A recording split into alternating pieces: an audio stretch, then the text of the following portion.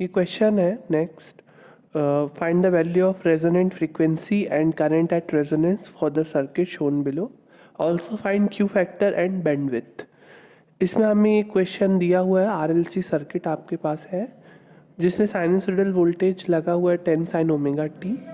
इसमें आपको resonant frequency का मान एवं करंट का मान रेजोनेंस की स्थिति में ज्ञात करना है, उसके साथ साथ क्यू फैक्टर का मान और बैंडविड्थ का मान ज्ञात करना है। तो आपको मालूम है रेजोनेंट फ्रीक्वेंसी का हमने फॉर्मूला डिराइव किया था, वो था F naught equals to 1/2 pi root L C. अब एल और सी की वैल्यू क्या है यहाँ पे देखो, यहाँ पे एल और सी डायरेक्टली दिए हुए 1 हेनरी एंड 1 फैरेड, है ना। अगर यहाँ पे ओम में दिया होता तो रिएक्टेंस की वैल्यू मानते हैं हम उसको एक्सएल और एक्ससी की, परंतु ये डायरेक्ट आपको इंडक्टेंस और कैपेसिटेंस की वैल्यू दे दी गई है और सर्किट को बोल दिया है कि वो रेजोनेंट कंडीशन में है और आपको रेजोनेंट फ्रीक्वेंसी का मान ज्ञात करना है। तो एल और सी की वैल्यू 1 हेनरी 1 फैरेड, अगर ये ओम होता सपोज 2 ओम और 3 ओम होता तो फिर ये एक्सएल 2 ओम होता और एक्स सी की वैल्यू होती 3 ओम और आपको यहाँ पे फ्रीक्वेंसी दी हुई होती 50 हर्ट्ज सपोज, तो आप एक्सएल का मान 2 पाई एफ एल से और एक्स सी का मान 1/2 पाई एफ सी से निकाल लेते और वहाँ से एल और सी की वैल्यू आपको पता चल जाती। एक्स एल और एक्स सी की वैल्यू आपको पता है तो एल और सी की वैल्यू आप इस प्रकार से निकाल सकते थे, परंतु यहाँ पे डायरेक्ट एल और सी की वैल्यू दे दी गई है तो आपको यहाँ पे एक्स एल एक्स सी से कोई मतलब नहीं है। तो 1/2 pi root L C, L और सी दोनों क्या है 1 और 1 है। ध्यान से देखा करें कि मिली में तो नहीं है और माइक्रो में तो नहीं है, नहीं तो आपको 10⁻³ और 10⁻⁶ लेना पड़ेगा। तो यहाँ पर एल सी 1 है तो क्लियरली हमारी रेजोनेंट फ्रीक्वेंसी की value F naught equals to आएगी 1/2 पाई हर्ट्ज।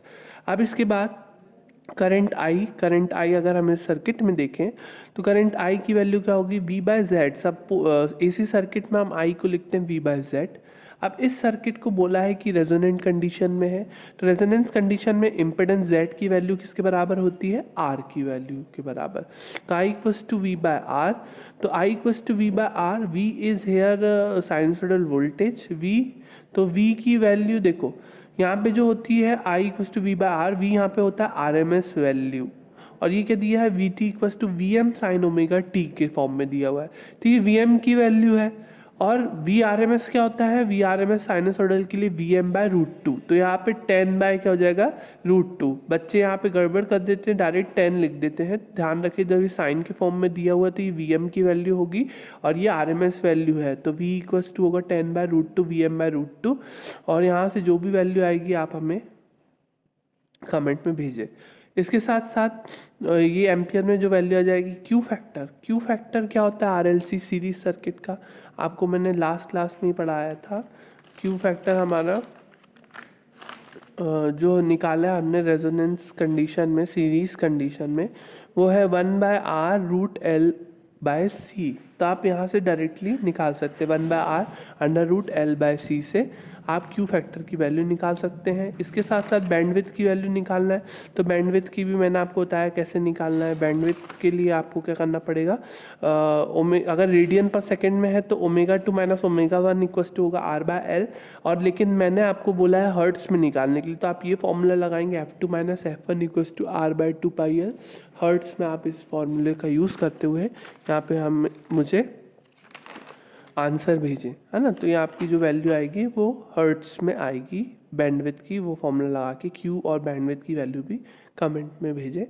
इसके बाद आपको नेक्स्ट क्वेश्चन दिया है कि identify whether the circuit shown is under resonance और not and if it is under resonance then find the value of resonant frequency.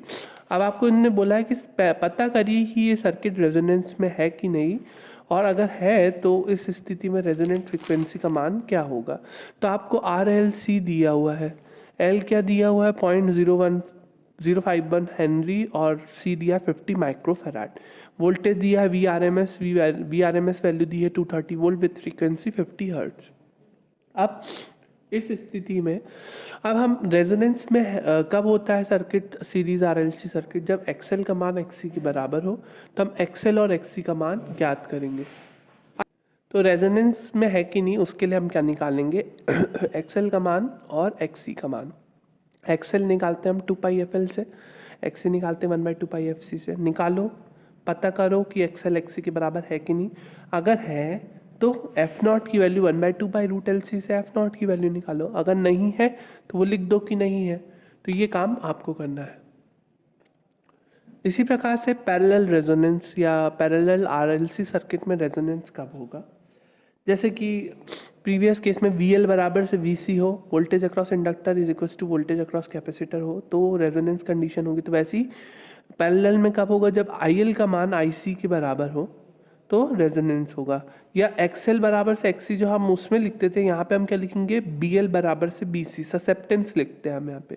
तो बीएल होता है 1/ओमेगा एल, बीसी होता है ओमेगा सी, क्योंकि एक्सएल होता था ओमेगा एल और एक्सी होता था 1/ओमेगा सी। तो बीएल उसका रिवर्स 1/ओमेगा एल और बीसी उसका रिवर्स ओमेगा सी होगा। अब इस स्थिति में आई एल बराबर से आई सी हो या बी एल बराबर से बी सी हो, तो इस स्थितियों में जो पैरेलल आरएलसी सर्किट है वो रेजोनेंस में होगा। या हम सिंपली कह सकते हैं यदि इंडक्टर करंट का मान कैपेसिटर करंट के मान के बराबर होता है तब परिपथ पैरेलल रेजोनेंस में कहलाता है। तो इसमें एडमिटेंस का मान होता था y equals to G plus J B C minus B L या B L minus B C, कुछ भी हो सकता है। बी एल ज़्यादा हो बी सी से तो B L minus B C, और B C minus B L जब होगा जब बी सी का मान बी एल से अधिक हो। तो इस स्थिति में y की एडमिटेंस की वैल्यू अब जब बी सी बी एल के बराबर होगा तो ये पार्ट तो ज़ीरो हो गया, तो ये y मिनिमम कितना होगा? जी के बराबर, क्योंकि ये पार्ट होता तो y मैक्सिमम होता है, ये पार्ट जीरो हो जाएगा तो y की मिनिमम वैल्यू जो होगी वो g के बराबर।